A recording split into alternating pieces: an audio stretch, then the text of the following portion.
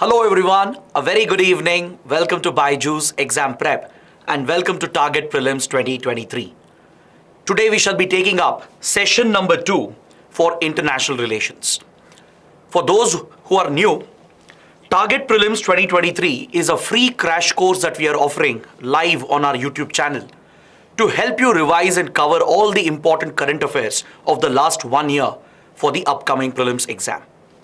We have already covered 4 major subjects, as you can see in the schedule over here. So now we are covering international relations and we have few more classes to go covering government schemes, places in news, reports and indices, etc. So do take the full benefit of the free crash course, and in return, all you have to do is support us by pressing the like button, share more and more comments, and do subscribe to our channel. And also don't forget to share these videos with other aspirants so that it could help them for the upcoming examination. So let's start with the first question for today. Before that, just a reminder, yesterday we had covered more than 20 important topics from international relations. But yesterday's session was mainly focused on international organizations, regional groupings, conventions, etc. Today I have chosen a mix of topics from the last 12 to 15 months, and these topics are definitely going to be very, very important for the upcoming prelims. So let's start with the first question. Which amongst the following is or are not a US-led initiative? Read the statement again. Which of the following is not a US-led initiative? Partners in the Blue Pacific Initiative, Indo-Pacific Economic Framework, Regional Comprehensive Economic Partnership, or the Blue Dot Network? The poll has been launched. Let's see how many of you can try and answer. In the meanwhile, I'll start explaining these initiatives one by one so that we can figure out which of them is a US-led initiative and we can eliminate which of them are not a US-led initiative. All these initiatives which have been mentioned here, they were in the news over the last 12 to 15 months. They are very, very important. So let's begin with Partners in the Blue Pacific Initiative. This initiative was launched by the United States along with its close allies, Western allies, such as Australia, New Zealand, Japan, and as well as the United Kingdom. As the name itself indicates, it's an initiative that is focused on the Pacific region, especially on the southern part of the Pacific Ocean. And it promotes blue economy projects. It's focused on blue economy initiatives in the Pacific region, that is in the southern Pacific, which you can see here in the map, where you have these small Pacific islands. Now this region which you're seeing in the map, it has emerged as an area of geopolitical competition between the Western countries and China. See, traditionally the Western countries have exercised their influence over here. Australia, which is a regional power, along with New Zealand, have been the traditional powers in this region. The United States also is a major influence here because it has very close diplomatic relations with these countries, and it even has military bases in the region. For example, the American territory of Hawaii is quite close. Then you can see Guam over here, another US territory where US has a major military base. Even Japan has always been influential here since the days of the Second World War. The United Kingdom as well had several colonies over here. For example, Fiji was a British colony. So all these countries have traditionally dominated this region. But in the last few years, they are facing intense competition from China. China has emerged as a significant player in the Pacific, and it has started building very close ties with these Pacific island nations. The topic acquired all the more importance because last year Chinese Foreign Minister Wang Yi, he carried out a historic visit covering almost all the Pacific island countries. This took the Western countries by shock and surprise, and China even went on to sign several key agreements with these countries. For example, with the Solomon Islands over here, China has signed a security pact.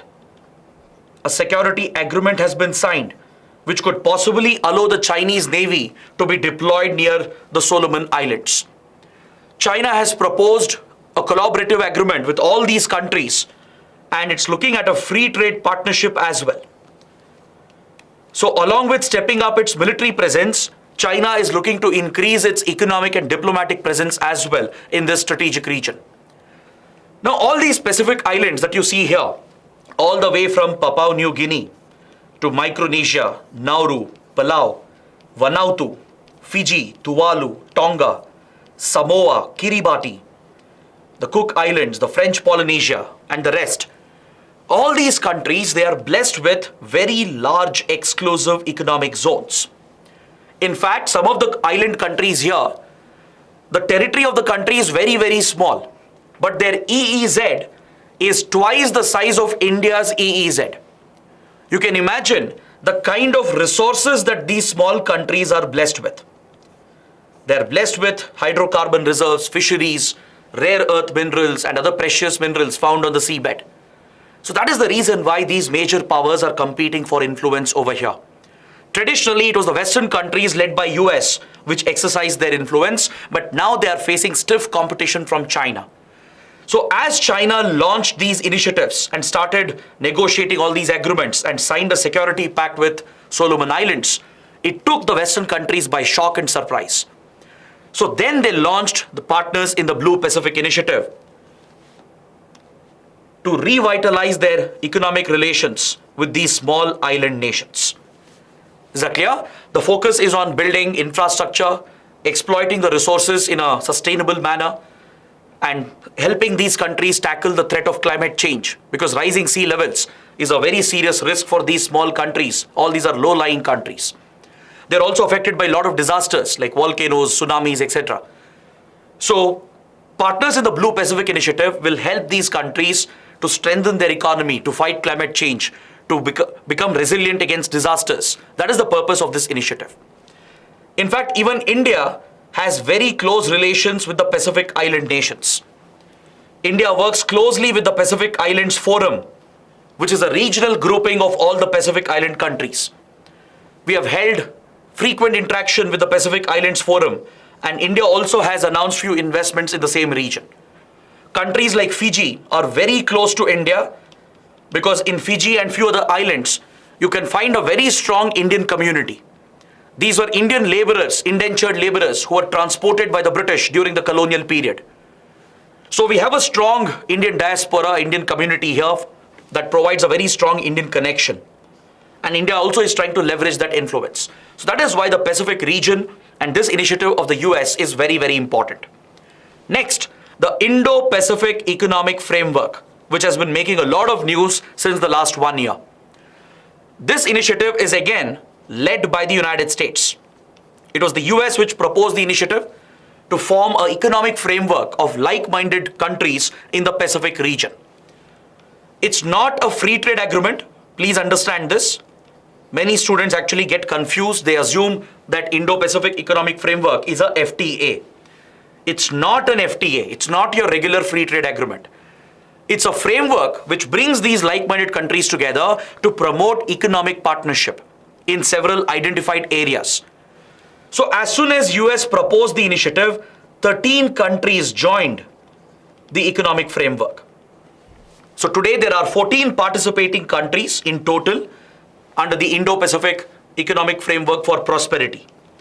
India also joined the initiative immediately, along with Australia, Japan, Thailand, Singapore, Philippines, Malaysia and Vietnam, Indonesia, New Zealand, United States, Fiji, Brunei, and South Korea. Please remember the members. This could also be asked as a factual question in prelims. So these 14 countries have come together to be a part of the Indo-Pacific Economic Framework for Prosperity. And there are 4 key pillars which have been identified to promote cooperation between these countries. There are 4 pillars on which this framework rests. There is fair and resilient trade to promote cooperation in trade and commerce, to bring down the barriers to trade. Build supply chain resilience to diversify the global supply chains and make it resilient against shocks. Promote infrastructure development, adoption of clean energy and decarbonization, which is in line with the objectives of Climate Change Convention. and harmonizing taxes, improving governance, tackling corruption. So these are the 4 pillars which have been identified for cooperation.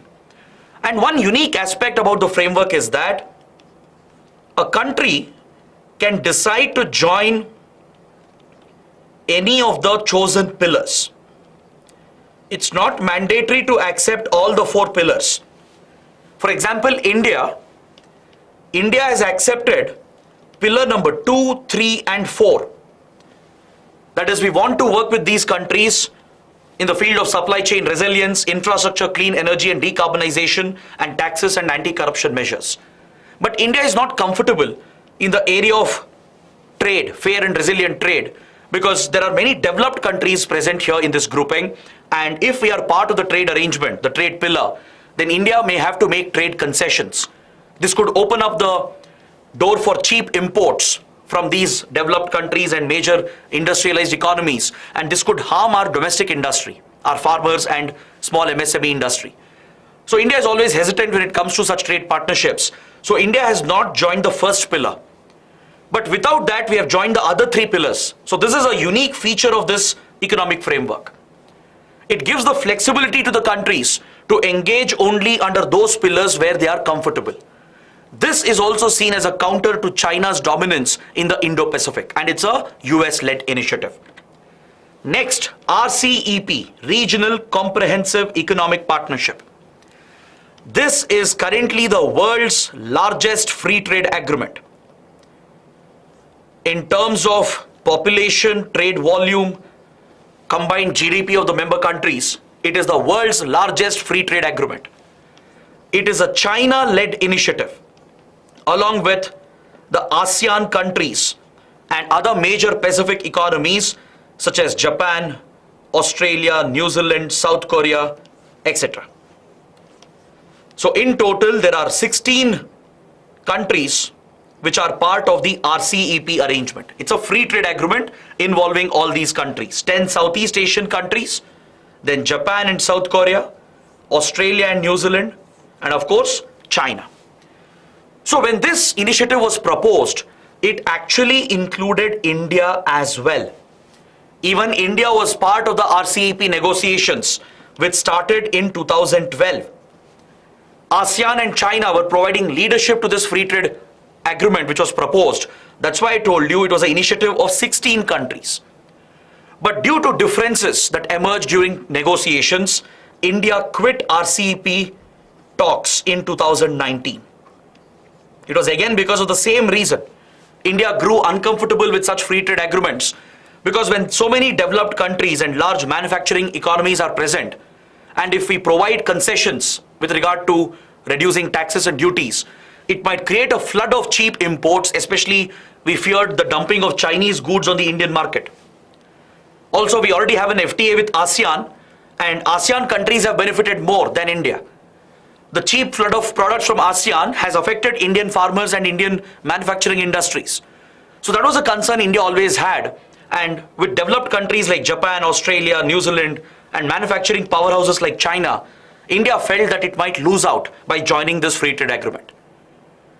Our concern was the large trade deficit that India already has with these countries, especially with China. China is known to leverage economic advantage and use that for geopolitical pressure. Plus, we were uncomfortable with ASEAN countries as well. We already have issues with the India-ASEAN FTA. So because of all these concerns, India decided to quit RCEP in 2019. We never signed RCEP agreement. So without India, the other 15 countries have gone ahead and signed this free trade agreement, which makes it the world's largest FTA. Then comes the last one, which is the Blue Dot Network. The Blue Dot Network is a US-led initiative. The US had proposed this initiative along with Japan, Australia, and the UK. And the focus was on creating infrastructure around the world, providing for infrastructure development, enabling small countries, poor countries, emerging economies, and developing countries to create the right infrastructure that they need and to help them socially and economically. This was the purpose of the Blue Dot Network when it was launched in 2018 by the United States. But today, the Blue Dot Network has been merged with the PGII that has been launched by the G7 countries. Remember, yesterday we spoke about PGII, Partnership for Growth, Partnership for Global Infrastructure and Investment. We spoke about this initiative of the G7 countries through which they are countering China's Belt and Road Initiative. The G7 countries are pooling around $600 billion to fund infrastructure projects around the world to counter China's BRI. This actually was first proposed as the Build Back Better initiative by the G7. It was called Build Back Better, B3 World, B3W. This was the initial name given to the initiative in 2021. During the 2021 G7 summit, the G7 countries had announced the B3W initiative called Build Back Better World Initiative. Now this has been transformed to PGII, Partnership for Global Investment and Infrastructure, and the Blue Dot Network has merged with this initiative. Is that clear? The Blue Dot Network has merged with this initiative. So this counters China's Belt and Road Initiative around the world. Whereas Partners in the Blue Pacific is focused exclusively on the Pacific region. It's meant only for the Pacific Island countries. So through a combination of these initiatives, the US is looking to counter the rising influence of China in the Indo-Pacific. All three have the same objective, to counter China's influence in the Indo-Pacific. So now I think it's very easy to give the answer. Let's see how many of you got it right. Most of them are saying option C is the correct answer. If you take out RCEP, that is the only incorrect one here. So yes, you're absolutely right. Option C is the correct answer. Because the other three are American initiatives, whereas RCEP is a Chinese initiative. So C3 only is the correct answer for the question. Now moving on to the second question. UNSC Resolution 2593 that was adopted in 2021 deals with what? Targeted global efforts to eliminate harmful emissions of methane, curbing the threat of terrorism from Afghanistan, switching to a carbon neutral approach in UN funded projects, sanctions against rogue nuclear states such as Iran and North Korea. The poll will be live. Please try and give an answer to the question. Let's see how many of you have actually covered current affairs in the last 1 year. This question is actually from 2021, but the topic was in news last year as well. That is why I have chosen this topic.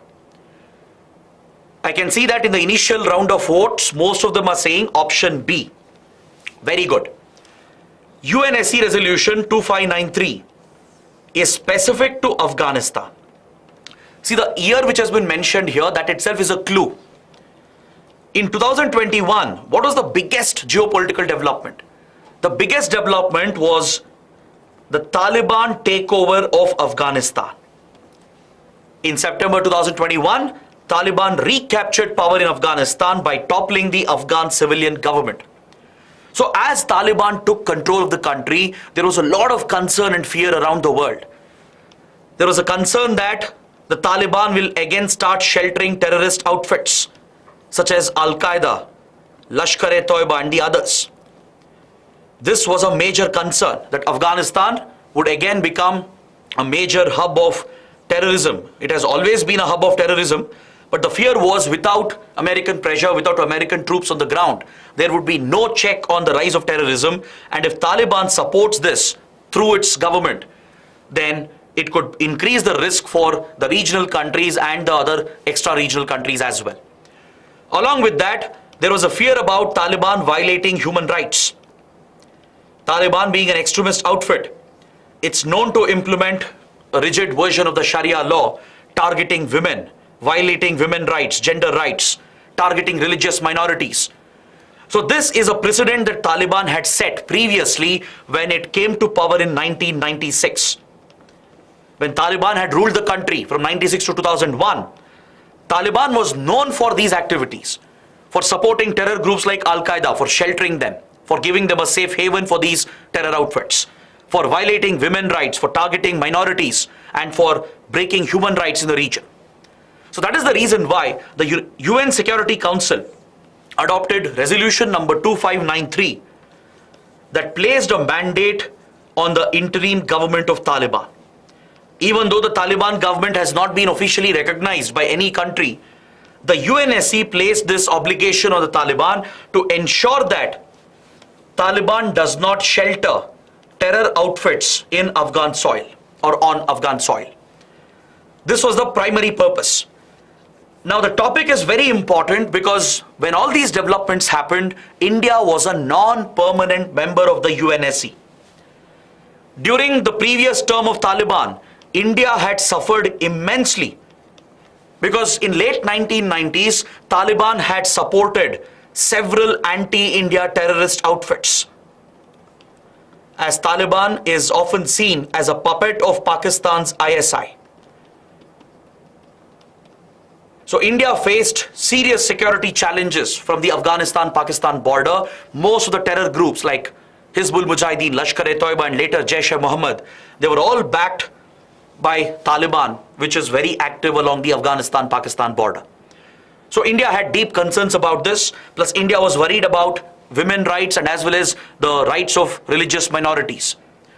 So as a non-permanent member, India took active interest in this topic, and more importantly, when the resolution was taken up, India was holding the presidency of the UN Security Council. India was setting the agenda for UNSC. So France, UK and US proposed this resolution. It was backed by India and India voted in favor of this resolution. Is that clear? It mandates the Taliban to abide by 1267 sanctions, which we spoke about yesterday, to ensure that globally designated terrorists through the 1267 Sanctions Committee, those sanctions are imposed on these global terrorists and ensuring that Afghan soil is not used by terror groups to threaten other countries. And Taliban has been mandated to uphold human rights, especially that of women and religious minorities, and work towards a negotiated political settlement. So this is what resolution 2593 dealt with. That is why the topic is very, very important. So the right answer is option B. And again, I'm sure most of you would have got it right. Let's move on to the third question. It's a very interesting topic. It deals with the Indian diaspora. I've given few factual statements because UPSC tends to ask such questions sometimes. Even though UPSC prefers conceptual questions, there will be some factual questions which actually provide for these broad-based statements. Sometimes it's very hard to remember such data. So just to test you on those lines, I've added this question, plus also the topic of Indian diaspora is very important for the exams because there has been a big development last year. So let's look at the statements. India accounts for the largest migrant population in the world. Around 64% of them live in the GCC region, the Gulf Cooperation Council region. In 2022, that is last year, India became the first country in the world to have annual remittances above the $100 billion mark. Which of the given statements are incorrect? Please read the question carefully. It's asking you to identify the incorrect statements. Now let me give you the required data for this along with some additional information, and then of course we will solve the question. See, the Indian diaspora, which is spread out around the world, plays a critical role in Indian foreign policy. According to several estimates, we have around 32 million people around the world who form the Indian community abroad, who are part of the Indian diaspora. When we say Indian diaspora, it includes NRIs, non-resident Indians, who are basically Indian citizens. They would have settled abroad for studying, for work purposes, etc. It also includes people of Indian origin and overseas citizens of India. They would have taken up foreign citizenship, or they would be the next generation of families which would have settled in other countries. So collectively, they represent the Indian community abroad. It includes Indian citizens and as well as POIs and OCIs. So the Indian community abroad plays a key role in our foreign policy because they act as the cultural ambassadors of India. They project Indian influence. They project our soft power influence and promote our cultural heritage. They give us a unique leverage in these foreign countries and with their governments. They help influence foreign governments and foreign public opinion in India's favor. Is that clear? Plus, their safety and well-being is of concern for India, because several Indians, they might be trapped in conflict zones like Ukraine, Sudan, etc. So it becomes the duty of the Indian government to rescue and evacuate the Indian nationals and the Indian community abroad. And more importantly, they send back remittances to their families in India. The money they earn abroad, the NRIs, what they earn, they send it back. We call this inward remittances, inward bound remittances. And this helps in pushing up India's forex reserves. And the remittances we receive is crucial for the Indian economy, and it helps bridge our current account deficit. The deficit we see on the current account with regard to our export and import is matched with the help of our inward bound remittances. Is that clear?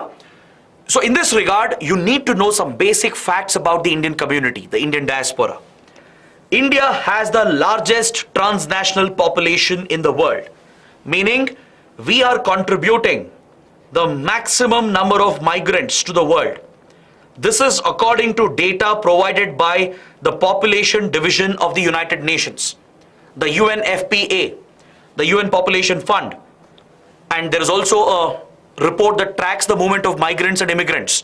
So based on this credible data, we can say that India indeed contributes the largest migrant population to the world. According to the data, every year, 2.5 million Indians are moving out of the country. They are migrating out of the country. If you just take NRIs into account, the number stands at 18 million. This is a staggering number, and they are distributed all around the world in almost every country in the world. Is that clear? But the biggest concentration of Indian migrant workers is found in the GCC region, the Gulf Cooperation Council countries, which includes Saudi Arabia, United Arab Emirates, Oman, Qatar, Bahrain, then Kuwait, right? These are the GCC countries, the Gulf countries. So the maximum number of Indian migrant workers are found here, 64% of them, almost 10 million Indians reside and work in the Gulf region. The rest are found in other parts of the world, with the United States hosting the largest Indian community. There's a population of around 4.5 million, around 4 to 4.5 million, according to latest estimates. So US accounts for the highest migrant population, and if you look at it region-wise, it is the GCC. The UAE accounts for the largest proportion within the Gulf region. Close to 4 million Indians are found in United Arab Emirates. Even in Saudi Arabia, you can find another 4 million Indians. So these are the top countries when it comes to Indian migrant workers: US, UAE, Saudi Arabia. Large numbers are found in Canada as well, United Kingdom, Australia, South Africa, and you name it, in every country you can find Indian workers. As a result of this, India achieved an incredible record last year. In fact, since 2021, we have overtaken China, and we have been receiving the world's largest flow of inward remittances. Is that clear? In 2021, India overtook China in terms of inbound remittances, and we have been receiving the highest amount of remittances from our diaspora. And last year, this number has crossed the 100 billion mark. Last year, India has received more than $100 billion in remittances, and it is expected to be the same this year as well. All right, so these are some important facts. So based on this, we can say that all three given statements are correct. So there are no incorrect statements. The right answer is option D, none of the above. 36% have got the right answer. Very good. So none of the above is the right answer. Now moving on, fourth question. Which countries have recently passed laws to make internet platforms, that is social media platforms and the big tech firms such as Google, Facebook, etc., to pay for news publishers for using their content? Is it US, Canada, Australia, France, India? Which of them have brought out laws to mandate the big tech companies to pay a part of their revenue, to share a part of their revenue with the news publishers who are actually creating the content? Let's see how many of you can try and answer this question. See, this topic is relevant because there are some important lessons for India. There are few countries which have brought out laws and legislations to push social media firms like Google, Facebook and others to share a part of their revenue with the content creators, that is with the news publishers especially. See, today, most of us consume news through social media. I don't know if you realize this or not. The articles we read, it could be, let's say, from Indian Express or Hindu or CNN or New York Times. Most of the information we get, right, even from these media outlets, is actually through social media, either through Instagram, Facebook, WhatsApp, etc. The point is, even though social media is carrying news, it's a news-based media as well, along with entertainment and other content, these companies are keeping all the revenue to themselves. The revenue that these articles are generating, is being cornered entirely by the big tech firms. They are only aggregators, they only give a platform, right? But who is creating that content? It is the news publishers, the newspapers, the media outlets which are putting in the hard effort, investing money, sourcing news from around the world, fact-checking the news, and providing you with in-depth research articles. They are not getting any share of this revenue because the big tech companies are keeping the entire revenue for themselves. This is seen as an unfair trade practice. It actually violates competition laws in several countries. So that is why these companies have come under the scanner in several countries, and Canada, Australia and France, they have mandated these companies to share the revenue with the news publishers. Even European Union, these 4 jurisdictions have come out with some policies, some form of legislation and policies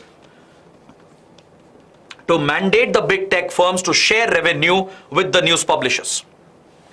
US is still debating the idea. It is still considering this idea. India as well is debating this proposal.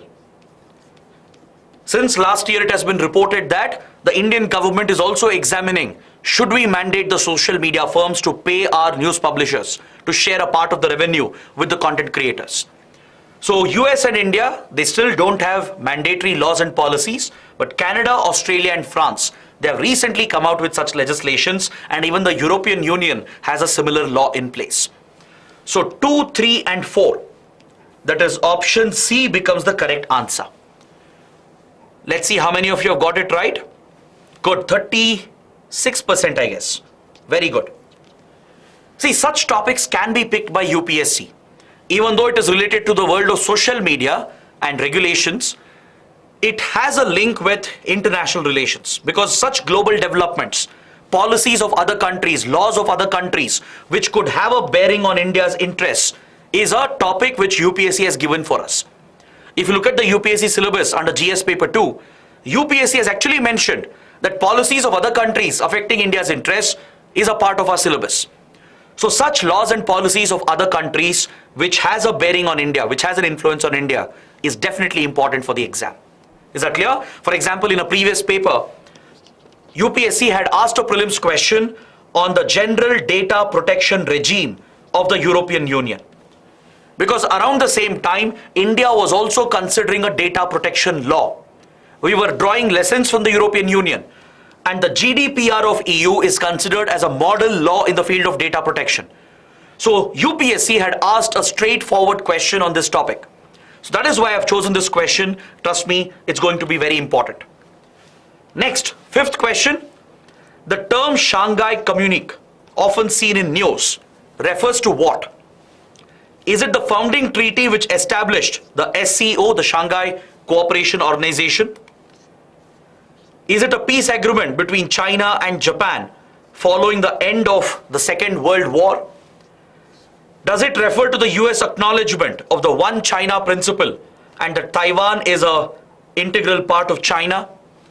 Or is it a secret communication between China and North Korea over illegal transfer of nuclear technology?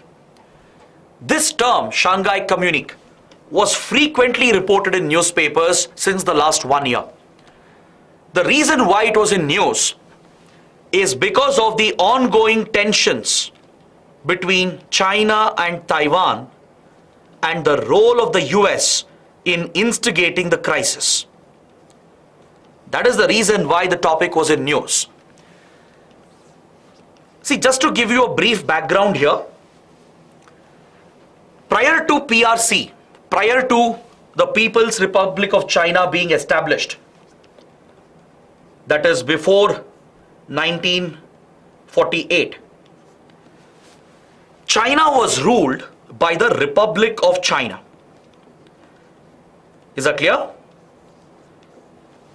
The Republic of China faced a mass resistance led by the Communist Party of China, headed by Mao Zedong. Mao Zedong had inspired a Maoist rebellion. He propounded a left-wing extremist ideology, which we today call as Maoism or Naxalism in India. He led the Chinese masses to rebel against the Chinese government, the Republic of China government, and successfully threw out the Chinese state.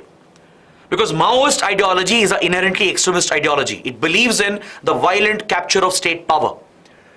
During this civil war, the Chinese Civil War of 1930s, 1940s, the Communist Party, supported by the masses, by the farmers, the peasants, workers, won the civil war and threw out the Republic of China. This erstwhile government was pushed into the small Chinese territory, that is Taiwan, which you see over here, that is located in the East China Sea of the Pacific. This small territory, this island called Taiwan, it is separated from mainland China by the Taiwan Strait. You can see the Taiwan Strait here. This is the Taiwan Strait, this narrow water body here. And this is mainland China over here.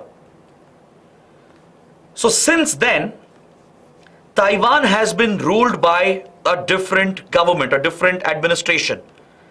But Taiwan's sovereignty has never been recognized. Taiwan is not a country.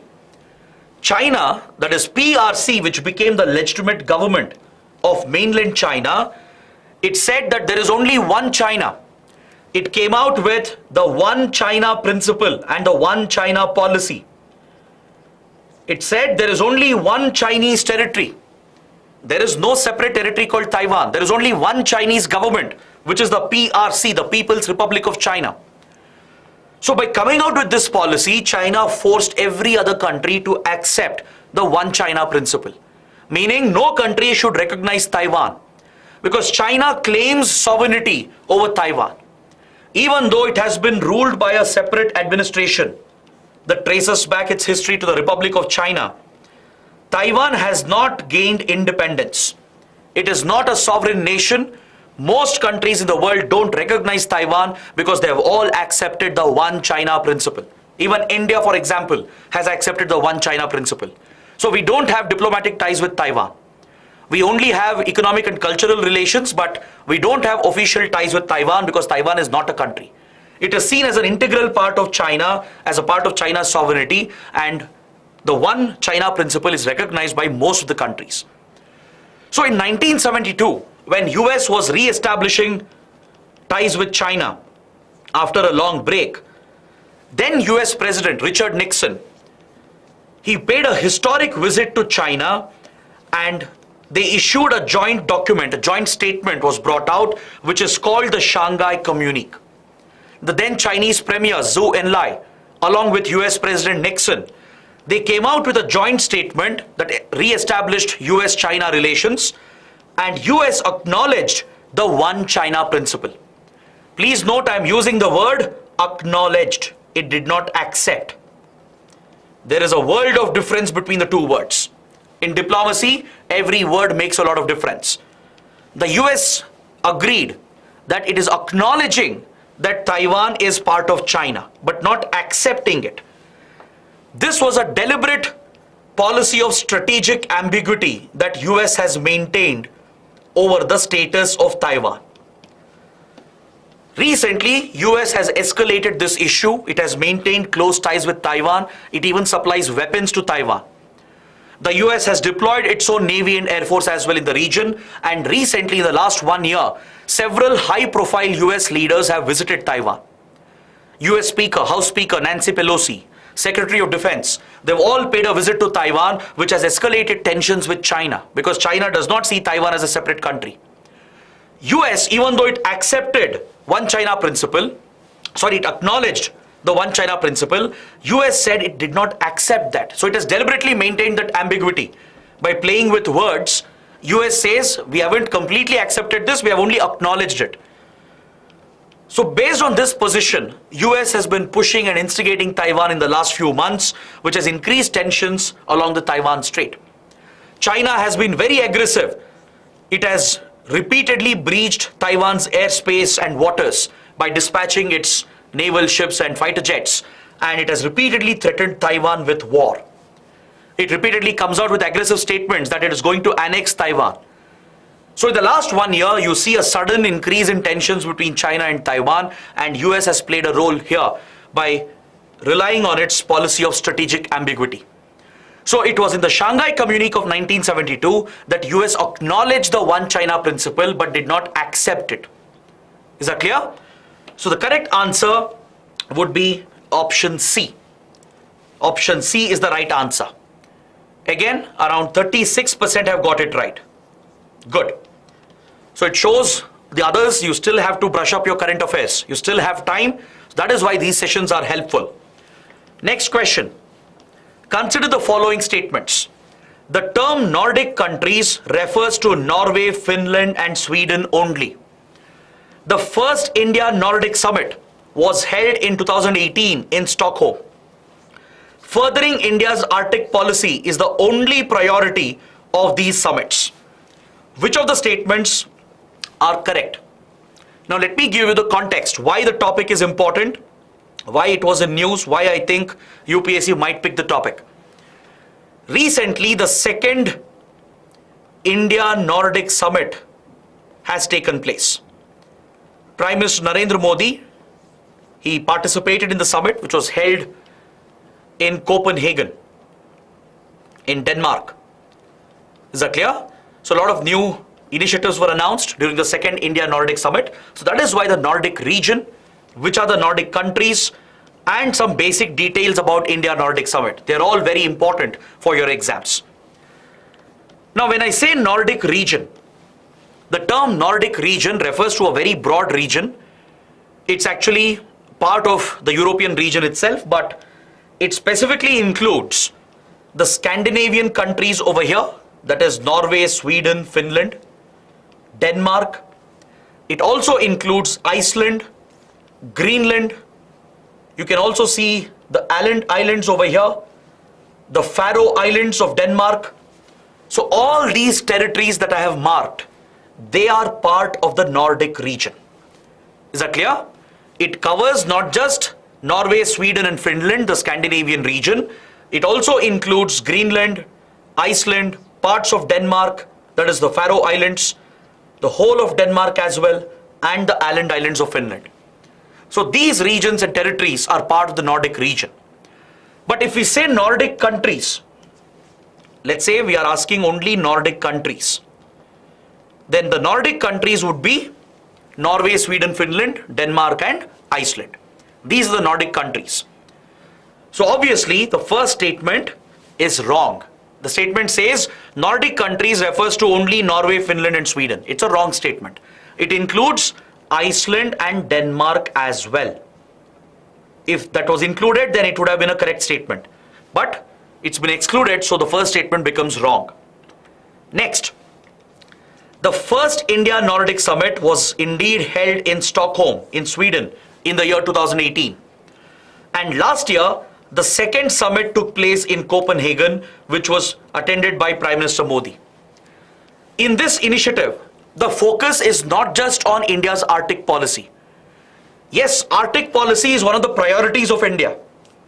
Recently, we have come out with an Arctic policy We have a lot of research projects going on in the Arctic, especially Norway has always been helping India in these Arctic polar research projects, right? We have set up a research station. There is an Arctic research station. We have even deployed a submersible research station called IND-ARC. In all these research projects, Norway especially has always been helping India. Along with promoting our Arctic policy by taking the help of these countries, we are also looking at other areas of cooperation, such as tackling climate change, promoting the blue economy model, implementing sustainable and inclusive development models, cooperating in the field of clean and green energy, because these countries are leaders, pioneers in clean technologies, collaborating in the field of digitization, sharing of technology as well. So these are some focus areas of the India-Nordic Summit. It is not just the Arctic policy. So as a result, the third statement also becomes incorrect. Arctic policy is the only priority. That's a wrong statement. If it was given that Arctic policy is one of the top priorities, then it would have been a correct statement. But it's saying that it's the only priority, as if there's nothing else under the India-Nordic Summit. So statement 3 also becomes wrong. So second statement is right. The first summit did take place in Stockholm in 2018. So option B is the correct answer. 2 only is the correct answer. Very good. Majority of them have got it right. 74% have given the right answer. Next, 7th question. Consider the following statements. The Group of Friends initiative recently was launched by India. That is the first statement here. It's dealing with something called Group of Friends initiative, and it says that it was launched recently by India. Next, it seeks to promote accountability for crimes against UN peacekeepers. Third statement says India and US are the co-chairs of the Group of Friends initiative. We have to examine how many statements are correct, which of the statements are correct, and select the right option. So let's talk about the Group of Friends initiative. It's another important topic because this is an India-led initiative. It's a recently launched India-led initiative. That is why the topic is very important. India launched the Group of Friends initiative mainly to promote accountability for crimes that are committed against UN peacekeepers. Now I'll be giving out several important points. Please make a note of it. All those points could be relevant for a prelims question. First point, UN peacekeeping forces. They're also referred to as the blue helmets. They're deployed in conflict zones to establish peace between the two fighting sides, between two warring sides. They're deployed in a peacekeeping role. It's not a combat role, it's a non-combat role. They're meant to maintain peace and uphold peace between two warring sides. They're deployed in various war-hit countries and civil war-hit countries like Democratic Republic of Congo, for example. Now the topic becomes very important because recently India has lost its soldiers while they were deployed in UN peacekeeping missions. Recently in the DRC, some of the rebels who are leading a civil war in the country, they carried out an attack on the UN peacekeepers. And unfortunately, 2 BSF Jawans lost their lives. That's one more reason why the topic is relevant. India is deeply concerned about such crimes being committed against UN peacekeepers because India is one of the top troop contributing countries to the UN peacekeeping forces. India has a rich history, a rich tradition of contributing troops, either through Indian Army or through our paramilitary forces, through the Central Armed Police Forces like BSF, CISF, ITBP, CRPF, even from our state police organizations. So from across our armed and security forces, we send these contingents to help the UN establish peace and maintain peace in conflict zones. This is a big contribution that India has been making. Along with India, there are few other countries. Usually it is developing or underdeveloped countries which are the biggest troop contributing countries. So please look at the graphs here. It gives you some important data. India has traditionally been one of the top contributors of troops, along with Bangladesh, Nepal, Ethiopia, Pakistan. These are the countries which are the biggest contributors of troops. You can see that large Western countries, the 5 permanent members, they don't contribute troops because they don't want to risk their soldiers. But developing and underdeveloped nations, which want to make a name for themselves, which want to increase their profile at the UN, they contribute more troops. And the irony is that the troop contributing countries have no role in decision making. They don't decide on how the UN peacekeeping forces are deployed, on how they can be managed, right? All the issues related to UN peacekeeping forces, including their safety, their security, is looked after by the UN Security Council, that is by the 5 permanent members, because they have the veto right, the veto power. So look at the irony here, look at the unfairness in this arrangement. That is one reason why India is pushing for UN reforms, which we spoke about yesterday. We discussed the topic of UN reforms yesterday. One reason why India is pushing for it is because even though we are one of the largest troop contributing countries, we don't have any role in decision making. The deployment of peacekeeping forces, their safety, their well-being, everything is looked after by UNSC, which means the P5 countries, even though they are not contributing any troops. Till date, India has contributed more than 2 lakh troops to the UN peacekeeping forces. That's a staggering number.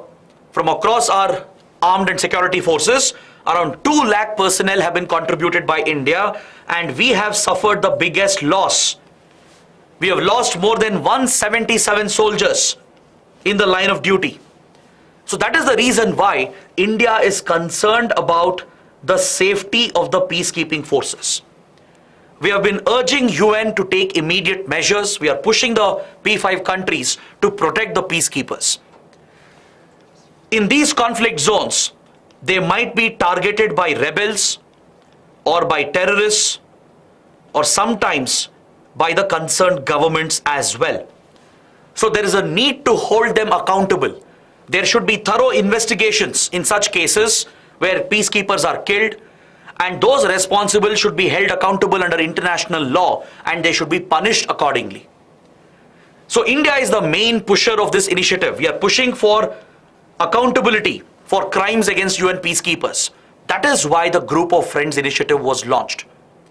Is that clear? The Group of Friends initiative has been launched along with other major countries which contribute troops like Bangladesh, Egypt, France, Morocco, and Nepal. These are the co-chairs of the Group of Friends initiative. We launched this initiative just before India stepped down as a non-permanent member of UNSC.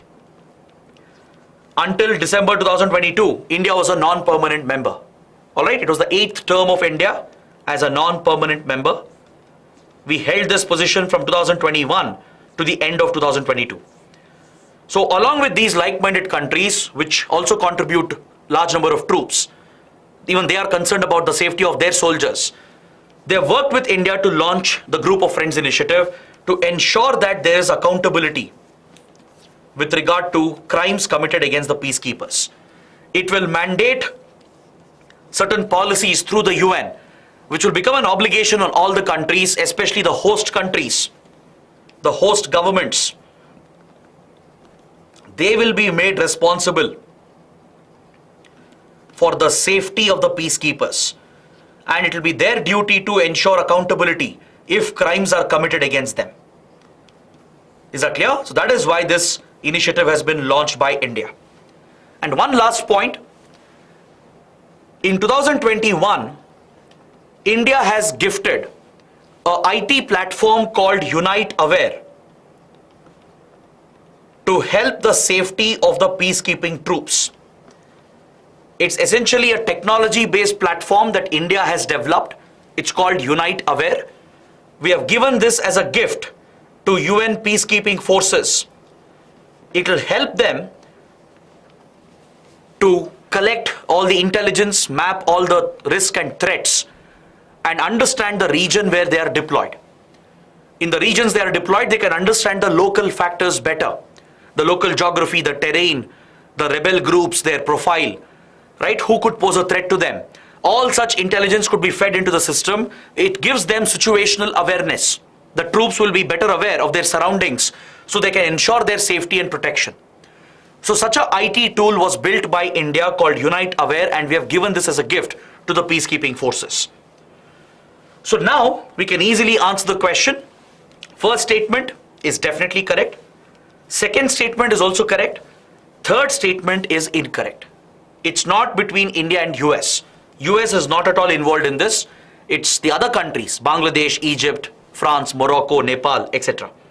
So third statement is wrong, so 1 and 2 only. Option A is the correct answer. 49% have got it right. Alright, so moving on. Question number 8.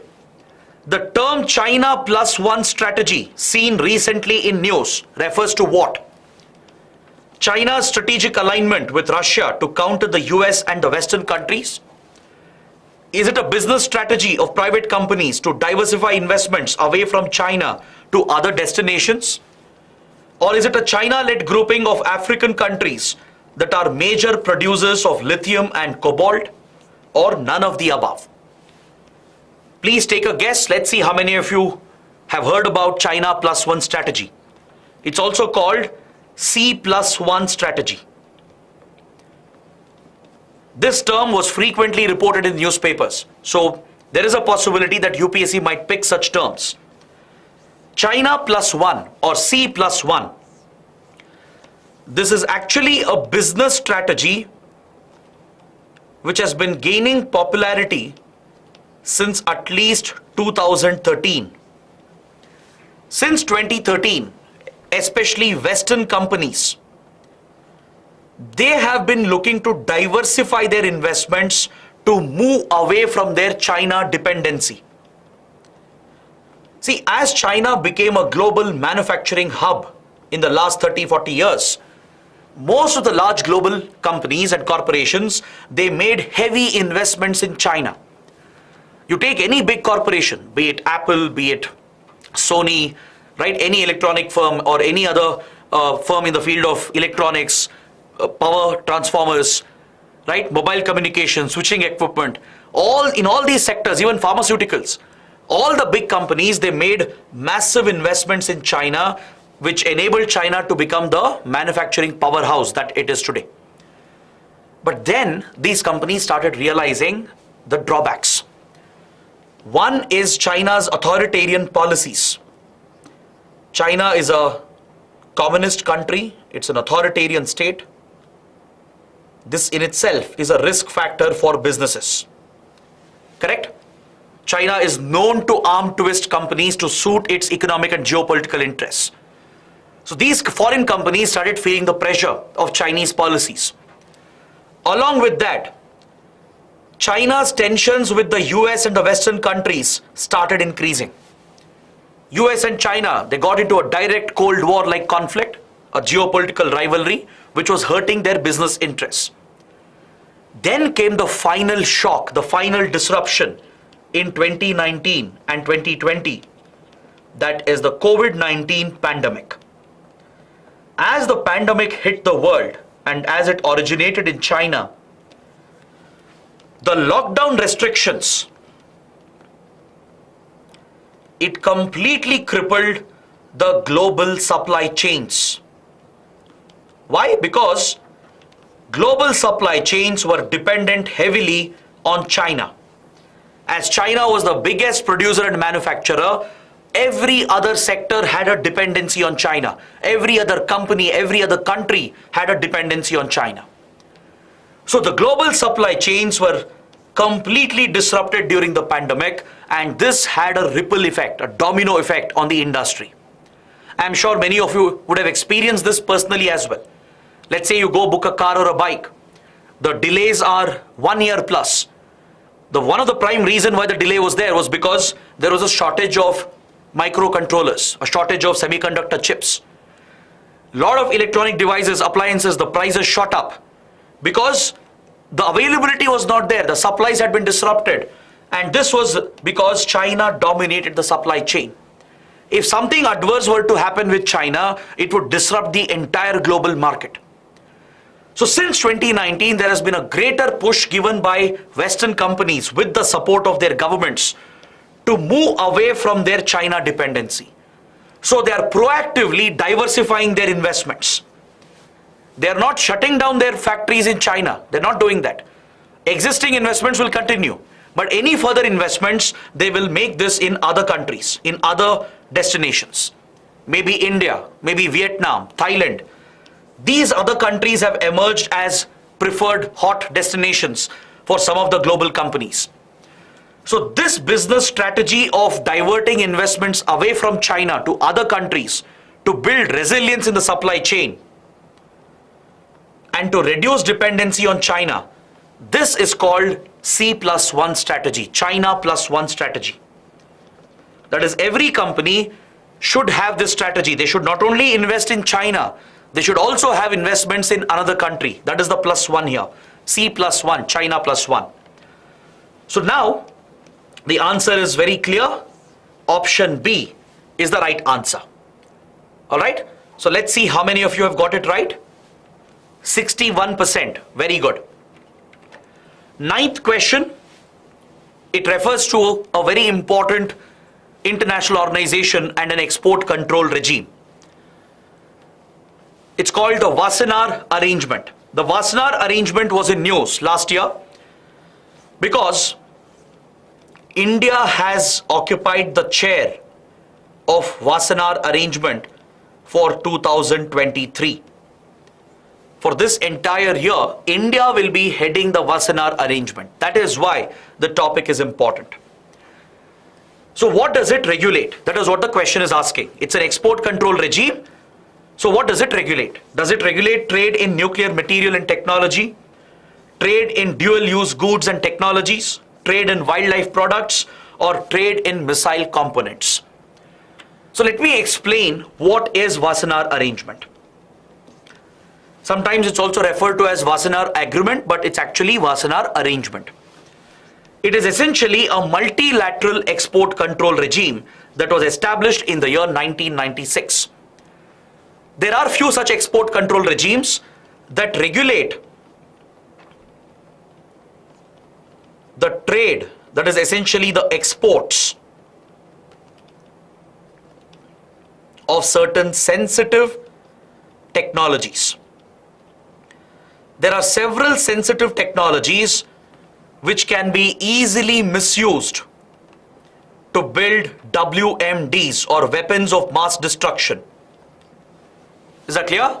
Nuclear technology, certain chemicals, certain biological agents, and many other technological processes. If they fall into the wrong hands, let's say a rogue country or a terrorist group, they can misuse the technology, and such proliferation of technology is dangerous. Such spread and leakage of sensitive technology is dangerous for the world because it could give rise to the development of WMDs, weapons of mass destruction, by rogue countries and by terrorist organizations.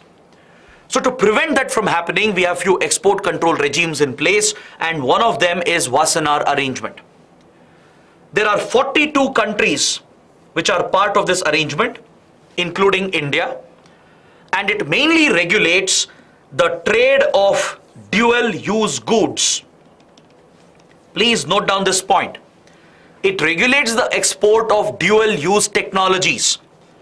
There are several technologies, processes, and goods which find a dual application.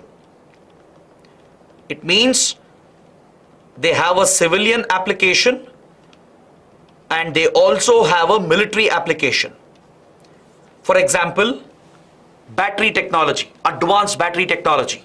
It will find a civilian application in the industry, and it will also have a military application. Certain metallurgical processes, they will have dual applications.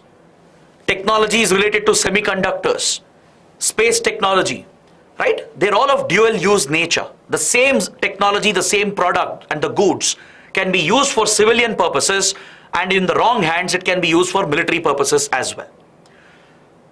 So there is a list of such items which are maintained by Wassenaar Arrangement. It maintains a tier 1 and a Tier 2 list. Tier 1 lists some of the basic dual-use goods and items, and the sensitive technologies, the more sensitive technologies are listed under Tier 2. So the export of these technologies are strictly monitored and regulated through the Wassenaar arrangement. Only the member countries which follow these guidelines and restrictions, only they can trade in these technologies. It is headquartered in Vienna, Austria. There are 42 countries, and it's mainly dominated by the Western countries, by members of NATO and European Union. All right? So India became a member of Wassenaar arrangement recently in 2017 with the help of United States. The US had promised India to get the membership of all the 4 export control regimes, and in line with this promise that US had made when we signed the India-US nuclear deal, the US has helped India to become a member of Wassenaar arrangement and few other export control regimes as well. So currently India occupies the chair for this year. That is why the topic is very important and very relevant. So what's the right answer? Option B. It regulates the trade, the export of dual-use goods and technologies. Also note down another point. Decision making at Wassenaar arrangement is by consensus. On any matter, decisions when they have to be made, all the countries cast a vote and consensus is required for a decision to be approved. Alright, so all 42 countries have a veto power. India was the last member to join, the 42nd member. So that is what you need to know about Wassenaar arrangement. Now the other options given, even they are actually important. Let's see how many of you can get this right. Which export control regime deals with the regulation of trade in nuclear material and technology? Can you tell me in the comments? Can you guys take a guess? Which is the export control regime? Some of them are getting it right. NSG, the Nuclear Suppliers Group. Very good. How about trade in wildlife products? Which is the convention or which is the export control regime regulating the trade of wildlife products? Good, some of you have got it right. It is the CITES Convention, Convention on International Trade in Endangered Species.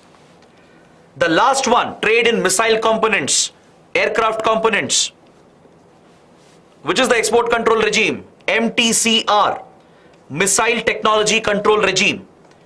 India became a member in 2016 of the MTCR. It regulates any missile, UAV and aircraft technology through which you can create aircrafts and missiles that can fly more than 300 kilometers in range and can carry more than 500 kilograms as payload. Any such technology through which you can build missiles and drones and aircrafts that can have a range of more than 300 kilometers with a payload of 500 kilograms plus. Such technologies are regulated and restricted under MTCR. This is the reason why we could not extend the range of BrahMos. The BrahMos cruise missile is a joint project between India and Russia.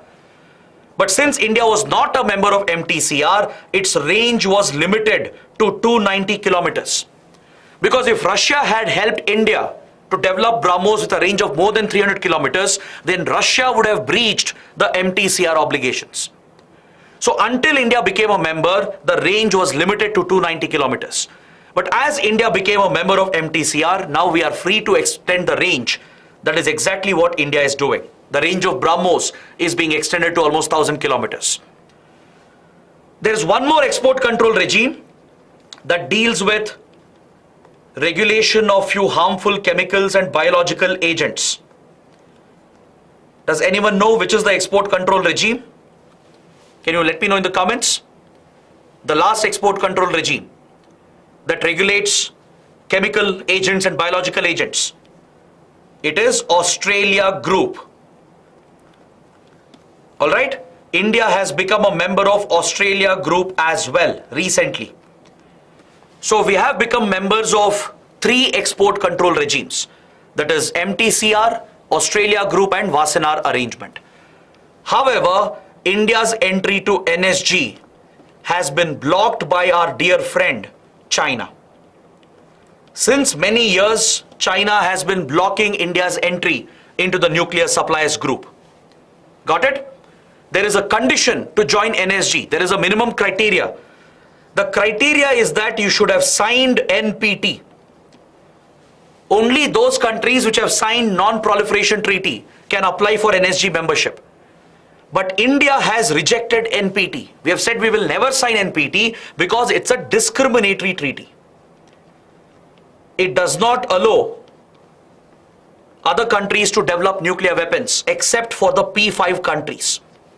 Only the 5 permanent members of UNSC which had developed and tested nuclear weapons before 1967, only they are recognized as official nuclear weapon states. Only they are allowed to retain and possess their nuclear weapons, even further develop them. But every other country which will sign NPT will have to abandon their pursuit of nuclear weapons. They have to give an international commitment that they will never seek and develop nuclear weapons. If they already have a program going on, they have to shut it down. So most countries have signed it as part of their commitments towards nuclear disarmament. But India, along with Pakistan and Israel, these 3 countries have chosen not to sign NPT because they want to retain the option of developing nuclear weapons. So without signing NPT, we couldn't aspire for NSG membership. This is where the US came to India's help. The then Manmohan Singh government in 2004 signed a historic nuclear deal with the US, the India-US nuclear deal, through which American nuclear companies could install nuclear reactors in India. And in return, the US agreed to help India to become a member of these export control regimes without signing NPT. The US basically gave India the exemption. It gave us the NPT exemption. Without signing NPT, US said we will help you join the export control regimes. So it has lobbied with all the other countries. India also has used its influence. And as a result, we became a member of MTCR, Australia Group and Wassenaar Arrangement. But entry to NSG has been blocked because of China. It is only China which is blocking the entry. All other members of NSG, there are 48 members in total. 47 countries are supporting India's entry without signing NPT. But China is placing a block, a technical block, and that's the reason why we haven't been able to become a member of the nuclear suppliers group. So all these related topics I have discussed, they're all very, very important. Is that clear? Now let's move on to the 10th question. The Gotta Go Gama protests were recently seen in which country? It's actually a very simple, straightforward question. Let's see how many of you can get it right. Was it seen in Sudan, Sri Lanka, Venezuela, or Haiti? Take 5 seconds. Let's see how many of you can get it right. The Gotta Go Gama protests. It was in news over the last 1 year. That's why I've picked this question. Good, 50% have got it right. It is option B, Sri Lanka. As you know, Sri Lanka has been going through a massive economic crisis since the last 1 year, 1.5 years. And this crisis has been blamed on former Sri Lankan president Gotabaya Rajapaksa and his brother Mahinda Rajapaksa. So as the economic crisis escalated, there was massive inflation, shortage of essential commodities, and people were struggling in Sri Lanka. So at that point, Sri Lankans, they came out on the streets and protested against the Sri Lankan government and expressed their anger against President Gotabaya Rajapaksa. The site where they were protesting in Colombo, they named the site as Gotta Go Gama. The Gotta here refers to Gotabaya, the president of Sri Lanka. Go Gama, in Sinhalese, Gama refers to village. The Sinhalese translation of Gama is village. Basically, the protesters were asking the president to go back to his village, to step down and go back to his home. That's how the name came up, Gotta Go Gama. And they also turned this into Gotta Go Home. They gave it a slogan as well. This became the slogan of the protesters. And eventually, Go to Home. And the Rajapaksa brothers even fled the country. They ran away from the country. Right? So India has given tremendous assistance to Sri Lanka over the last 1.5 years. We have given fresh line of credit, that is a concessional loan has been extended from India. We have deferred some of the repayment of loans. We even gave essential emergency aid and assistance to purchase food and fuel. We even gave a currency swap arrangement through the RBI under the SARC framework. So almost around $4 billion worth of assistance has been given by India to Sri Lanka to stabilize the Sri Lankan economy. All right, so that is why the topic is important. Answer is B, Sri Lanka. Next question, question number 11. Please take a look at the question. It's a match the following type of question. On the left, we have the weapons which have been procured by India. On the right, we have the country of origin, from the country which we might have procured these weapons. We have M777 howitzers matched with France, S-400 missiles matched with Russia, the Chinook helicopters matched with US. Let's see how many of you can see whether these pairs are correctly matched or not. Try and take a guess. Let's see how many of you get the answer right. Most of them are saying option C, 2 and 3. Very good. S-400 is from Russia. You're absolutely right. Chinook helicopters is from the United States. This is also correct. 2 and 3 are correctly matched. M777 howitzer is not from France. Do you know from which country we have procured the M777? From which country has India procured M777? It's actually from US. It is of UK origin. The initial company which owned this artillery gun, the technology behind the artillery gun, is a UK company. But we have procured this from US. It's a deal with the US through which we have procured M777 howitzers. So that is incorrectly matched. Now, does anyone know why I have picked this question or why these weapons were in news? There was one particular development that happened last year. There is one specific development. Can you point me towards that? Let's see how many of you are aware of this current affairs topic. No, it's not related to Israel, not related to Ukraine. Clashes in Tawang. Very good. Ujjwal Priyank has got it right. When the recent Tawang clashes happened between India and China, India was strengthening its military position along the disputed border in Arunachal Pradesh, along the McMahon line. See, in the last few years, India has gone into a very aggressive mode. We are building up our military posture against China. We are deploying advanced weapons in the northeast of India, including the Rafale and the Sukhoi 30 fighter jets. These fighter squadrons have been moved towards the eastern sector. We have deployed the M777 howitzers, artillery guns, which can be easily airlifted by the Chinook helicopters that we have procured from the US. So Indian Air Force, even the Indian Army has got few Chinook helicopters. They can easily tie the M777 guns below the helicopter, transport it to the hilly terrain of Arunachal Pradesh. Even the S-400 air defense systems, which we have procured from Russia, it's been deployed in the northeast towards China to secure the Indian airspace. So all these advanced weaponry that we have procured, it's being positioned towards China in the eastern sector. That is why the topic was relevant. That is why the topic was in news. There were a lot of reports about how India is modernizing its military, stepping up its military posture against China. That could possibly be one of the triggers as well for China to get more aggressive against India. So when the latest Tawang clashes were reported, all these topics came up. That is why I chose this question. All right. So look at the map here. You can see where exactly Tawang is located.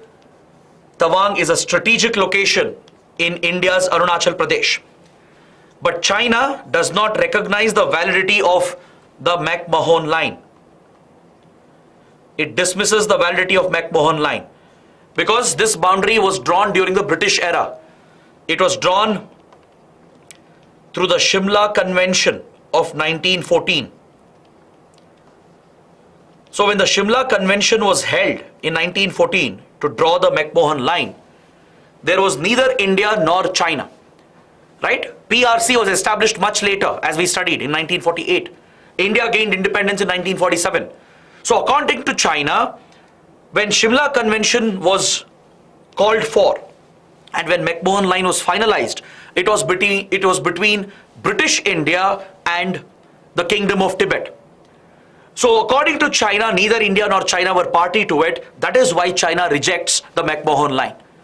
But India presumes McMahon Line to be the boundary because we inherited the British era borders, and we believe that Arunachal Pradesh is an integral part of the Indian Union. Obviously, there's no denying the fact that Arunachal Pradesh is an integral part of the Indian Union. But China disputes this and calls it South Tibet. So Tawang is very vital for China in this regard because it provides an opening towards Arunachal Pradesh, towards the rest of Northeast India. Plus, Tawang is also home to a very important monastery, the Gelugpa Buddhist Monastery. The Gelugpa Monastery in Tawang plays a key role in Tibetan politics, in Tibetan Buddhist politics. So China looks at the Tibetan Buddhists as anti-national elements who are fighting for liberation of Tibet from China, and it wants to keep an eye on all these important monasteries. That's also a reason. That's why whenever Indian leaders visit Tawang, China protests. Recently, there were few high-level visits by Indian leaders, Indian officials to Tawang. China makes it a big dispute whenever this happens. So in this context, these advanced weaponry which India has mobilized and moved into the Northeast was in news. That is why I have chosen this match the following type of question. Next, question number 12. With which of the following countries has India recently signed migration and mobility partnership agreements? This is another important topic. It was reported multiple times in the newspaper because India has signed this agreement with quite a few countries. So see if you can give me the right answer. Have we signed this with UK, Germany, Austria, Saudi Arabia? With which of the countries has India signed the migration and mobility partnership agreement? As the name itself indicates, it deals with the migration of people, especially students, workers, etc. It facilitates the easy movement of people from one country to another. It is essentially designed to make it easier for students and workers to go to another country and settle down. And it simplifies the visa immigration policies. Along with that, it helps in checking illegal migration from one country to another. That is the purpose of a mobility and migration partnership agreement. Is that clear? It fulfills two purposes. One is to enable the easy movement of professionals, workers and students, those who legitimately help in and contribute to the other country.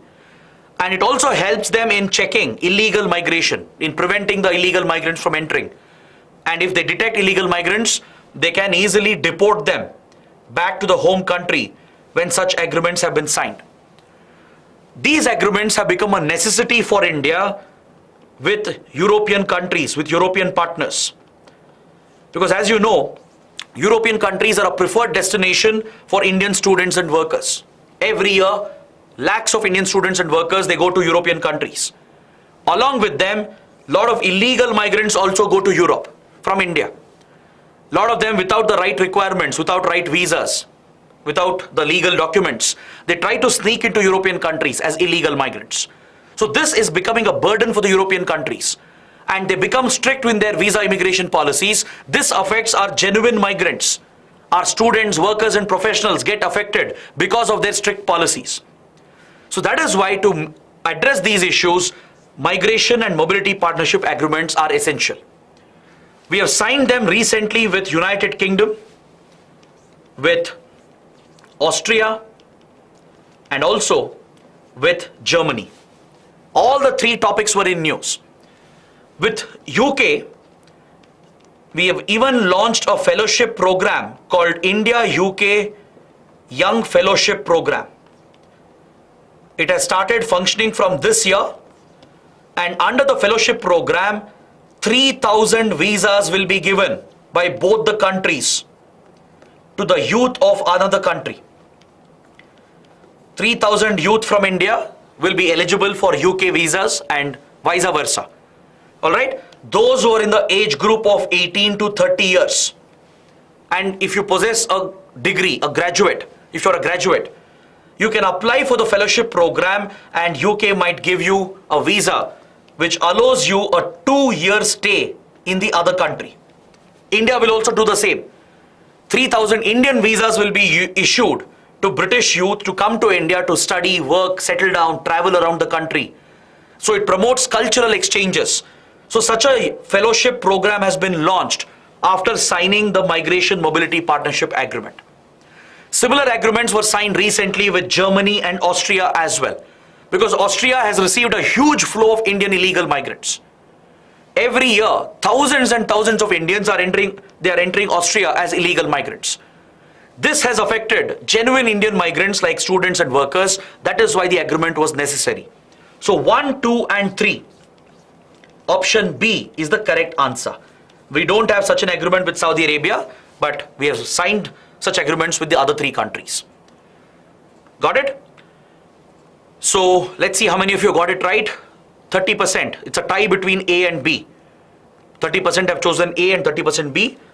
Please don't get confused. The right answer is option B, 1, 2 and 3. Next, question number 13. The Stockholm Agreement seen in news is in relation to a conflict in which country? Syria, Afghanistan, Yemen, South Sudan. Go ahead, try and answer the question. Meanwhile, I'll give you the explanation. The Stockholm Agreement was worked out in the year 2018 through the mediation of the United Nations to help resolve the conflict in Yemen. Please note down the point. It's very, very important. Because right now, Saudi Arabia and other regional powers, they're coming very close to resolving the conflict in Yemen. The major Sunni powers in the region, like Saudi Arabia, Oman, they have struck a deal with Iran recently. The regional rivals, Saudi Arabia and Iran, right? They have set aside their intense rivalry thanks to the mediation from China. Just a few weeks back, the very geopolitics of West Asia has been changed entirely. There has been a dramatic shift. With China's mediation, Saudi Arabia and Iran, the traditional rivals, they have kept their rivalry aside and they have re-established their diplomatic relations. So as a result, both the sides, the Sunni powers and the Shia powers, are working together to resolve some of the pressing conflicts of West Asia. This includes the civil war in Yemen, which was sponsored by Iran by supporting the Houthi rebels. Houthi rebels were backed by Iran in 2014, which triggered the civil war in Yemen because the Yemeni government was a Saudi ally and a neighbor of Saudi Arabia. Over the last 7-8 years, Houthi rebels have carried out repeated attacks against Saudi interests and other Sunni interests in the region. So now that Saudi Arabia and Iran are patching up and they have re-established their relations, they are working towards resolving these major conflicts, especially the conflict in Yemen. Similar efforts have taken place to end the civil war in Syria, to put an end to the Syrian conflict, because the Syrian conflict was mainly sponsored by Saudi Arabia, where Saudi Arabia sponsored rebels against the Syrian government, which is an ally of Iran. Iran and Syria are the Shia powers of the region. President Bashar al-Assad of Syria is a very close friend of Iran. They represent the Shia power bloc. So to destabilize the Shia countries, Saudi Arabia, along with many other powers, including US, had backed the rebels in Syria, which had triggered a civil war in Syria in 2011. Finally, these conflicts are being brought to an end because of the re-establishment of ties between Saudi Arabia and Iran. So there is some positive development on this front. That is why the conflict in Yemen is in news and the Stockholm Agreement is in news. You should know what is the Stockholm Agreement. It was brokered by the UN in 2018 and negotiations took place in Sweden. Under this, there are 3 components. The first one is the Prisoner Exchange Agreement. The parties involved in the conflict, that is the Houthi rebels and the Yemeni government, along with the Saudis who went to war in Yemen, They all hold a lot of prisoners. Saudi Arabia led a coalition force of Sunni countries to support the Yemeni government and target the Houthi rebels. So they have arrested many Houthi rebels. Houthis have several soldiers from the other side in their custody. So there is an agreement to provide for the exchange of these prisoners. Recently, just a few months back, such an exchange happened. After Saudi-Iran relations improved, the prisoner exchange agreement was put into action under the Stockholm Agreement, and both sides have exchanged prisoners. The other agreement is the Hudaya Agreement. It calls for ending the hostilities near the strategic city of Hodeida. Please note down this point, it's very important. The location of the city itself is very important. The city of Hodeida, you can see that here in the map. It's a Yemeni port city that opens towards the Red Sea. It's a vital port present near Bab al-Mandeb Strait. This is the Bab al-Mandeb Strait near Horn of Africa. Alright, this narrow opening that you see here connecting Red Sea with the Gulf of Aden. This is the Gulf of Aden. Alright, this is Horn of Africa, the horn-shaped region of Africa that you see here.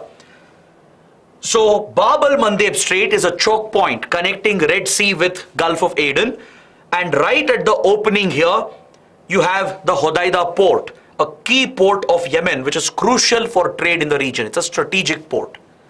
The fighting in Yemen had disrupted the operation of the port. The facilities had been destroyed. The city itself had been destroyed. So that is why this agreement was worked out, to call for a ceasefire from both the sides to protect the city of Hodeida and the port facilities. And the last agreement, the ties agreement, for establishing a joint committee involving civil society members and UN to work out a long-lasting peace agreement. These were the three agreements under the Stockholm Agreement. Alright? So since it has been in news repeatedly, you should know what is the Stockholm Agreement. It deals with Yemen. Option C is the correct answer. Now let's move on to the 14th question. Which major European economy recently acceded to the CPTPP, the Comprehensive Progressive Agreement for Trans-Pacific Partnership? Another recent development and a big development again. All the topics are very relevant. So essentially in 3 classes, that is yesterday, today and tomorrow, I hope to cover around 60 plus topics. Trust me, all the topics are relevant. If you're thorough with them, you will be able to answer any IR question. Got it? So just return the support to us by pressing the like button, subscribe to the channel, share your comments if the sessions were helpful, share it with other aspirants as well, so even they can benefit from the free crash course. Now look at the options: Germany, Italy, France and the UK. Which country recently acceded to this economic agreement? Now let me explain as to what exactly is the Comprehensive and Progressive Agreement for Trans-Pacific Partnership. This was previously called as TPP. The previous name was just TPP, Trans-Pacific Partnership. It was actually a US-led free trade agreement initiative. It was backed by the US. It brought together many Pacific countries from North America, South America, and the Southeast East Asia region. All these Pacific countries, along with the United States, were actually part of the Trans-Pacific Partnership. The previous Obama administration had given complete support to this free trade agreement. This was seen as a rival of the RCEP that was led by China. Back in 2017-2018, these two global agreements, global FTAs, they were seen as the largest FTAs in the world, and they were in competition with each other. TPP was a US-led initiative, RCEP was a China-led initiative. But after Donald Trump became the president, he didn't believe in such multilateral agreements and free trade agreements. He believed that FTAs harm American domestic interests and he quit the TPP. So under President Trump, the US withdrew from the Trans-Pacific Partnership, and as a result, this agreement lost its importance. But the other countries, the other members of TPP, they upheld the partnership, they have rebuilt this initiative, and recently the United Kingdom has become the first major European country and as well as the second largest economy in the group to join the TPP. Now the name has been changed to CPTPP after the US quit. It's called Comprehensive and Progressive Trans-Pacific Partnership. So the countries which are part of this are Japan, Malaysia, Vietnam, Australia, Singapore, Brunei, New Zealand, Canada, Mexico, Peru, and Chile. These are the 11 countries which were currently part of it. They are from North America, South America, and Southeast and East Asia. Now a 12th country is joining this Trans-Pacific Partnership, that is the United Kingdom. The UK will become the first major European economy and the second largest economy in the group after Japan to join this free trade agreement. So that is why the topic is very important. Now please take up one small exercise here. Compare the members of RCEP and CPTPP because there are some common members. I want you to figure out which are the common members of RCEP and CPTPP. There are few countries which are members of both. So please figure this out and post that in the comments after the live session ends. It will help the other students as well. There can be a UPSC question. UPSC might ask, which of the following countries are common members of RCEP and CPTPP? So you should know which are these countries which are members of both the free trade agreements. So going back, the right answer was option D. The United Kingdom was the recent European economy to have acceded to this free trade arrangement. Question number 15. Consider the following statements. The UN Commission for Social Development is tasked with monitoring and carrying out the Copenhagen Declaration and Program of Action. In 2023, India has been elected as the chair of the 62nd session of the UN Commission for Social Development. So two statements have been given. You need to check which of them are correct. Let me tell you the context, why the topic is important, and let's understand what is India's equation with this UN body. See, the topic is in news because recently India has been elected as the chair of this UN Commission. That is why the topic is relevant. India won an election, and for the first time, India has become the chair of the UN Commission for Social Development. Now the question is, what does this body do? It mainly focuses on implementing the goals of Copenhagen Declaration. It is focused on promoting socio-economic development. Is that clear? The UN had adopted the Copenhagen Declaration that brought out few socio-economic goals and welfare goals of the UN, and they are implemented by the ECOSOC, the Economic and Social Council of the UN, which is one of the primary organs of the UN. If you remember yesterday, I had mentioned this, that ECOSOC, or Economic and Social Council, it's one of the primary organs of the United Nations. So under the ECOSOC, you have the UN Commission for Social Development. It was established by the ECOSOC itself, and it implements the Copenhagen Declaration and Program of Action that was adopted in the year 1995. Now today, all the UN development goals that you read about, such as the MDG, Millennium Development Goals, that was implemented from the year 2000 to 2015, and the current goals of Agenda 2030, that is Sustainable Development Goals, being implemented from 2015 to 2030. All these development goals, these socio-economic goals, They are part of the Copenhagen Declaration. It's being championed by the ECOSOC, the Economic and Social Council, and the UN Commission for Social Development plays a role in its implementation. It acts like a think tank. It comes out with policies and measures and helps other countries, the member countries, to achieve their SDG targets. Got it? So it's a very important body as far as socio-economic development is concerned, and India has been elected as the chair for this year. Got it? There are 46 members in this commission who are elected by the ECOSOC based on a geographical representation for 4-year terms.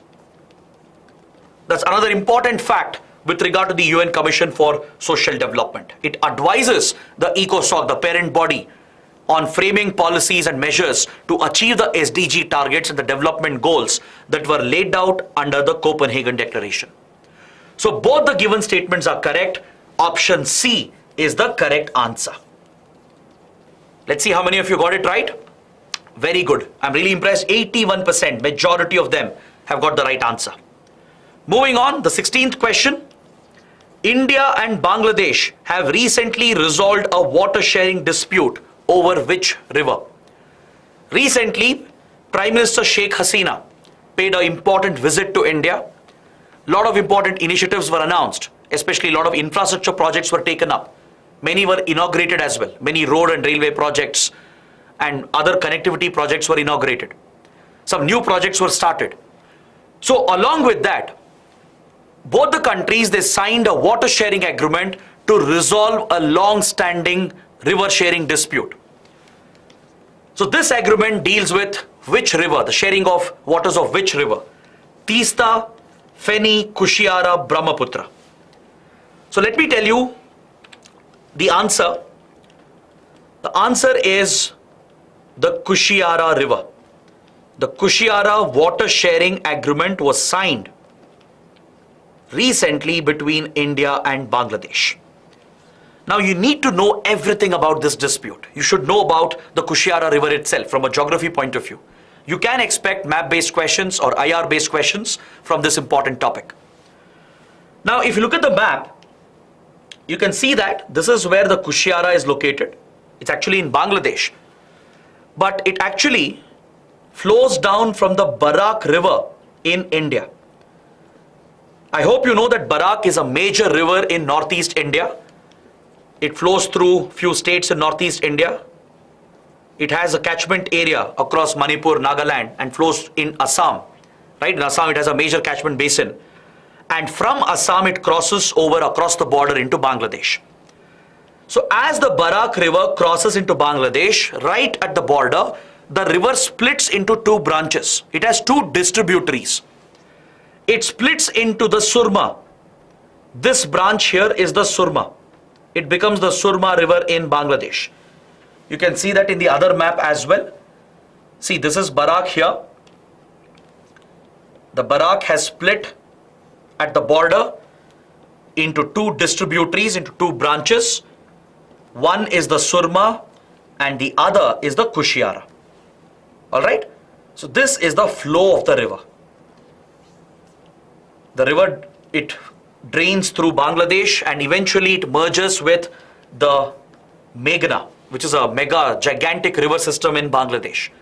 In fact, all the rivers that flow down from India, the Ganga, the Teesta, Brahmaputra, the Feni, the Barak, they all merge into this gigantic river system, the Meghna river system, before it drains into the Bay of Bengal. Clear?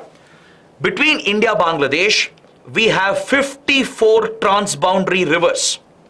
Please remember the fact. India not only shares the longest land boundary with Bangladesh,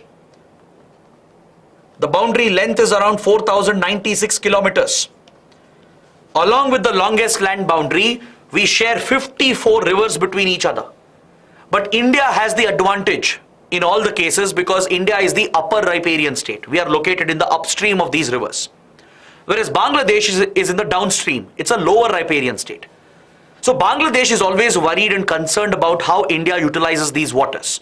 It's concerned about Indian projects on these rivers. For example, we have proposed a dam on the Barak river called the Tipai Mukh Dam. This is a proposed Indian dam on the Barak before it crosses into Bangladesh. But Bangladesh has opposed the Tipaimukh project because it's worried that the dam will disrupt the flow of water. Right? It could create floods, it could create drought conditions, it could affect agriculture, fishing, irrigation, navigation. That is why Bangladesh has opposed the Tipaimukh project. That is another dispute altogether with regard to Barak River. But Kushiara dispute was slightly different. See, here the problem was the water from Barak, which flows into Bangladesh, it's getting split into the Surma and the Kushiara. But the natural flow here is such that there is more volume of water flowing into the Kushiara than the Surma. Surma gets a lesser amount of water from the Barak. There is a lesser flow into the Surma, but there is a greater volume of water flowing into the Kushiara. Now, this unnatural pattern has developed recently in the last few decades, and experts believe it is because of climate change and also due to the natural factors as well, because rivers often change course also. So along with few natural factors, climate change is said to have accelerated the manner in which water flows from Barak into Surma and Kushiara. The excess water that Kushiara receives during monsoon season causes massive floods in the Sylhet region of Bangladesh. Is that clear? But during the dry season, the summer season, and also at the winter season, the start of the spring season, there is a water deficit which is reported. This affects the cultivation of a type of rice which is grown in the Sylhet region called the Boro rice. It's a unique variety of rice that is cultivated in the Sylhet region of Bangladesh. So farmers here were getting affected. That is why Bangladesh was demanding a water sharing treaty where there is a guaranteed supply of water which fulfills the needs of Bangladesh. So India has agreed to this demand, and recently we signed the Kushiara water sharing treaty to resolve this dispute. Got it? There are other standing river disputes between the two countries. For example, Teesta dispute has not been resolved. We still haven't been able to sign the agreement because of political pressure from West Bengal. Feni river dispute also remains unresolved. We have a dispute on Faraka barrage or the Ganga river as well. So all these are standing river disputes. But the Kushiara dispute was resolved recently by signing this agreement. So option C is the correct answer. Next, 17th question. Consider the following. Arab League is an intergovernmental organization of Arab states in West Asia and North Africa. It was established in 1945 following the adoption of Alexandria Protocol. Syria was suspended in 2011 following its violent crackdown of protests. How many of the given statements are correct? This is another format of question that UPSC has been asking recently. It will not ask you which statements are correct. How many of them are correct is being asked. The topic is in news because of the dramatic shift which has taken place in West Asia. As I explained earlier, Saudi Arabia and Iran have re-established relations through the mediation of China. They are looking to resolve the standing conflicts in the region. So they are working towards a resolution for the Yemen civil war. That's why the Stockholm Agreement was in news. Similarly, they are working towards resolving the conflict in Syria, which I explained earlier. Now, Syria had been suspended from Arab League, which is an important regional grouping, when the civil war broke out. In 2011, when the civil war broke out, the Assad government had cracked down on the protesters, leading to large-scale human rights violations. Using this as an excuse, Saudi Arabia, which was a rival, a staunch opponent of Syria and Iran, it suspended Syria from Arab League's membership. But now, due to the improvement which is taking place, just a couple of days ago, Syria has been readmitted. Syria has been readmitted as a member into the Arab League. That's why the development is very important. So you should know about the Arab League. There can be a straightforward question. This is a regional grouping of all the Arab countries here, stretching from West Asia to North Africa. Look at the map. From West Asia to North Africa and few East African countries as well. They are all members of Arab League. It's a very important regional grouping that is headquartered in Cairo, Egypt. There are 22 member countries, including Syria, and even Palestine is a member. Even though Palestine is not a recognized country, it has been admitted as a member. Got it? So Arab League was established in 1945 through the Alexandria Declaration. It was negotiated in Egypt. In Egypt, you have a city called Alexandria. That's where in 1944, all the Arab countries united to protect their interests, and they formed this grouping. It was established in 1945. So it brings together 22 Arab states from West Asia and North Africa and East Africa, and Syria, which was suspended in 2011, has been readmitted. So all three given statements are correct. Option C becomes the right answer. Now some of you might argue, sir, Somalia is also there, but it does not mention East Africa. The first statement is not mentioning that. That's okay, it's an exception. Here it is not said that it includes only West Asian and North African countries.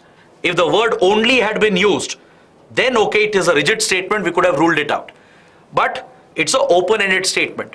It's saying it is a grouping of West Asian and North African countries. It is a correct statement. You can't rule it out.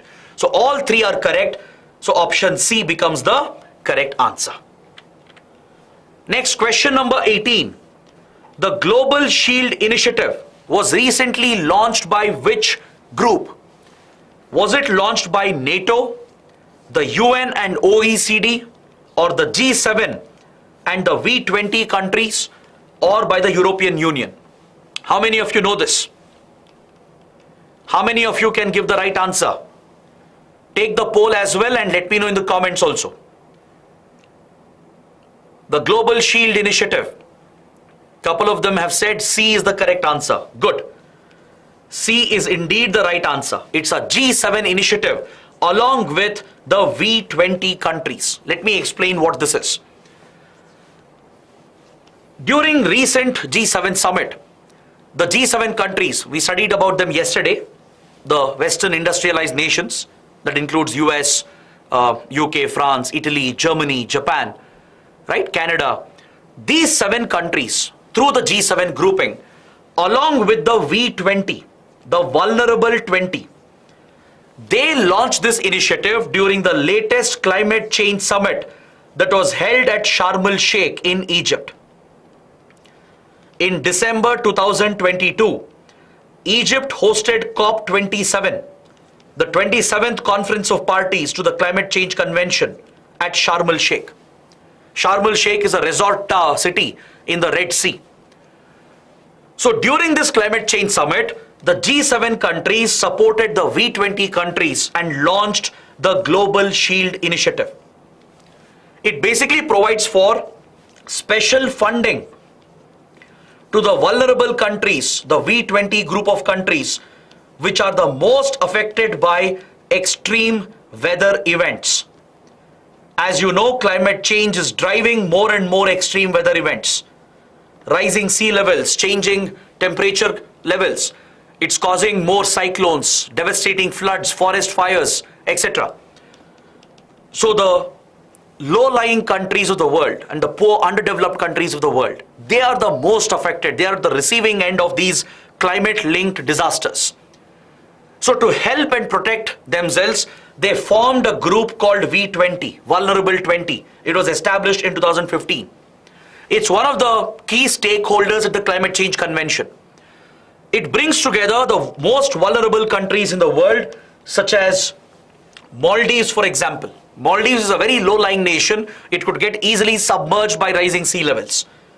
It also includes Costa Rica, Tanzania, Madagascar, Afghanistan, Pacific countries like Tuvalu, Kiribati, Vanuatu, Philippines, and the others. These are the 20 most vulnerable countries. Few more countries also have been added to the group, and they are campaigning for more funds and technology from developed countries to shield themselves, protect themselves against the impact of climate change. So to help them out, the G7 launched the Global Shield initiative, through which they have promised a financial support that will provide for insurance and disaster protection funding. That is, if they are hit by disasters, these countries will be eligible for a special insurance and additional funds to rebuild themselves and shield and protect themselves against future disasters. So that is the purpose of Global Shield initiative. Option C is the correct answer.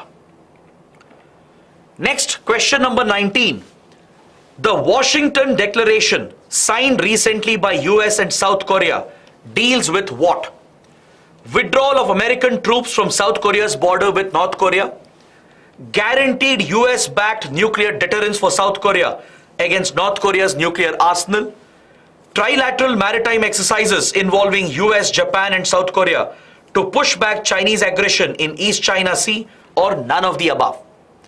This is actually a very recent topic. Just a few days back, a couple of weeks ago, US and South Korea have signed this important agreement called Washington Declaration. Is that clear?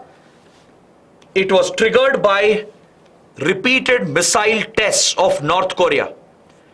North Korea, as you know, has developed nuclear weapons and tested nuclear weapons after quitting Non-Proliferation Treaty.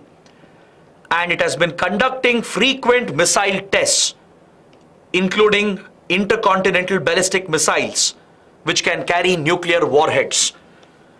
So North Korea's aggression has become a major concern in this part of the region for Japan, for South Korea and the United States.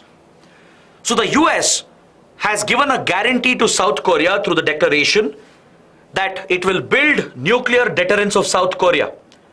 Because see, South Korea does not have nuclear weapons. It gave up its pursuit of nuclear weapons because it was forced by US to sign Non-Proliferation Treaty.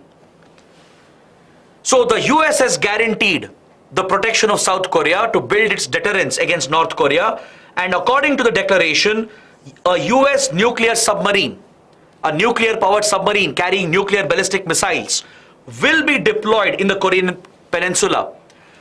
The US will work with South Korea. They will conduct joint exercises, share their tactics, share intelligence as well. And if ever North Korea threatens South Korea with a nuclear strike, then the US will provide nuclear deterrence to South Korea. The presence of American nuclear weapons will deter North Korea from launching the first strike. That is the whole purpose behind Washington Declaration that was signed recently. They will even conduct joint exercises to establish the capabilities and to ensure that North Korea knows that US is going to retaliate devastatingly if South Korea is attacked with nuclear weapons by North Korea. Got it? So US is acting like a guarantor. It is promising South Korea to keep nuclear weapons deployed here and work with South Korea to deter North Korea from launching the first strike. So option B becomes the correct answer. It's a very big development in geopolitics, so definitely relevant for the prelims exam. Coming to the last topic for today, recently India established a cross-border diesel pipeline with which country? Another important topic from current affairs. Is it with Bhutan or Myanmar, Bangladesh or with Pakistan? Let's see how many of you get the last question right. Keep trying. Meanwhile, I'll give the explanation. You'll obviously know what's the right answer. Just a couple of months ago, India-Bangladesh inaugurated the Friendship Pipeline, India-Bangladesh Friendship Pipeline. It is a pipeline that will carry diesel from Assam's Numaligarh refinery through the Siliguri corridor, the strategic Siliguri corridor, which is a weak point, a choke point for India. There are oil refineries and pipelines of India over here. From here, the pipeline will connect with Rangpur, which is deep inside Bangladesh, almost 125 kilometers inside Bangladesh. The pipeline is of a total length of 131 kilometers. Hardly 5 kilometers runs in India, in the Siliguri corridor, that is in West Bengal. And from here, it runs 126 kilometers inside Bangladesh. It's going to supply diesel from Assam's Numaligarh refinery to help Bangladesh overcome its energy problems. Bangladesh is facing challenges in its energy security. Its economy also is facing a crisis of late. So supply of diesel through road and rail network is very slow. And the cost is also very high for Bangladesh. Currently, Bangladesh is procuring diesel from India, but it is transported through trucks and railway wagons. They take more time and it is slow, and the cost of transportation is also higher. That is why oil pipelines are preferred. So that is the reason why India has helped Bangladesh to construct this friendship pipeline. So both the countries have constructed and inaugurated the India-Bangladesh friendship pipeline that brings the two countries closer by guaranteeing energy security for Bangladesh. So the right answer is option C. Got it? So with this, we complete today's discussion, that is session 2 for international relations under Target Prelims 2023. I hope it was a good session, a fruitful session. It's not just 20 questions we have covered. There are many more topics, at least a good 30 topics have been covered in today's discussion. That is the whole point of the crash course. Through MCQ based discussions, we cover many subtopics as well. So by the end of it, you're thorough with at least a good 25 to 30 topics. So I really hope it was a good and beneficial session. Do let me know how it went. If you liked it, please press the like button, share the video with other aspirants, comment below, and also subscribe to our channel. That is it from my side. I'll see you tomorrow. Do attend without fail the third session for international relations, live at 7:30 tomorrow. Till then, take care. Have a good night.